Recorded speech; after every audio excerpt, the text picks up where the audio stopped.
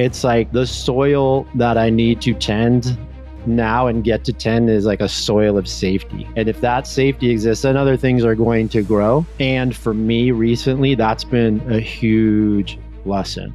And that's what love looks like. That's what service looks like in my relationship right now, is tending to that garden so that it feels safe, it feels approachable, it feels good and juicy and vibrant, and it has to feel safe. Yeah. Well, it's like those two first pillars, right, of sovereignty and order. There needs to be a certain level of safety. If Mike's hitting on such a powerful point, because if your partner doesn't feel safe, it's like nothing else is happening. Right. Right. Right. Basically, just erase the board because nothing else is happening until that is achieved. And all the things I like that analogy. It's like the soil. Like if the soil isn't there, you're not growing anything in that soil. You have to have vibrant soil. And I feel like the safety and the protection of the space is that's our duty as men, as the gardeners. Like that's our duty. Commit to looking at yourself and recognizing there might be some shit to own. Now, I hope for the men that are listening to this podcast or have been listening for a while, like you get, like there is work to do.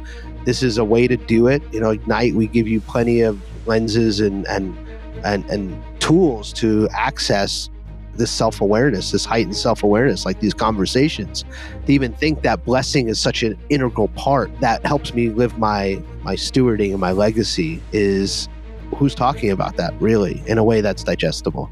So, but these are the foundations, and like saying, I want that. So I'm willing to look at what is uncomfortable and the ways I've been just taking, kind of bring it back to relationship and saying, what am I getting out of this? For how am I serving this thing? And whether you're serving your relationship, serving your body to get healthier, serving the business that you're working in. How our parents spoke to us is how we speak to ourselves. Becomes our inner voice.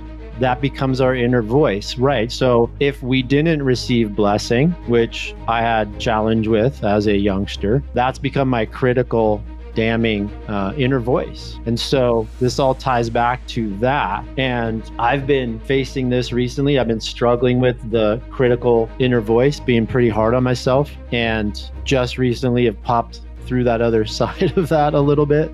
Thanks to my partner. She helped point that out for me and turn that around for me in a loving way. I always say that like the more you bless, the more you'll have to be blessed for, and you'll realize like how long the list is, from just having a roof over your head to food in the refrigerator to clean clothes to healthy body, a walk outside, whatever it may be. Like start where you are. For some of you, that list might feel a little less than longer, but just start where you are, and it will appreciate what you appreciates, right? Talk about in finances, appreciation, like let your assets appreciate.